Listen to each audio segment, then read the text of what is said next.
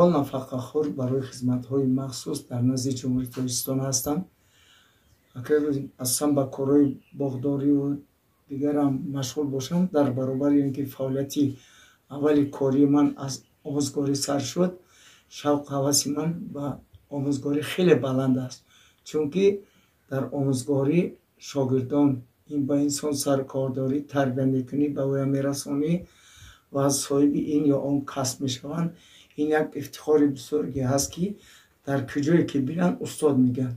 ҳамин чизҳоро ман ба инобат гирифта ман хостам, ки дар ҳамин утуқи хонаамон, мисол хонамузей нигоҳ, як симхонаи кабинети фаннии химия ва китобхонаи оид ба ҳамин фанҳои табиатшиносӣ, риёзӣ китобҳо ҳастанд.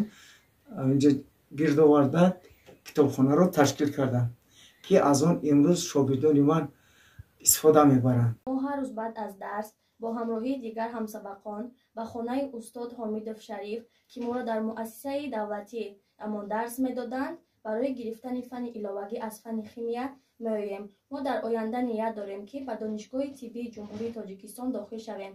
ман шогирдони зиёде дар фаъолияти омӯзгорӣ тарбия карда ба ёр расондам.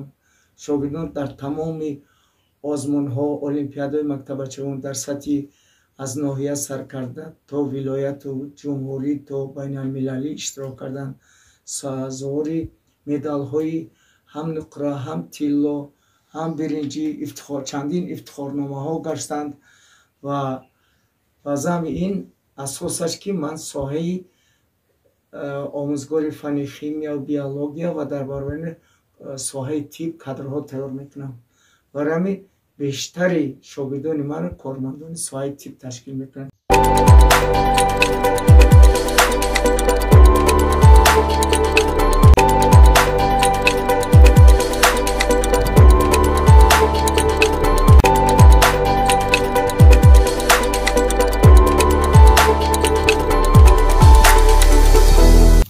ман аз соли 1999 вақте ташкилшавии хоҷагии деҳқонӣ шуд, манам шахсан 6 гектар замин гирифта ба соҳаи боғдорӣ машғул шудам.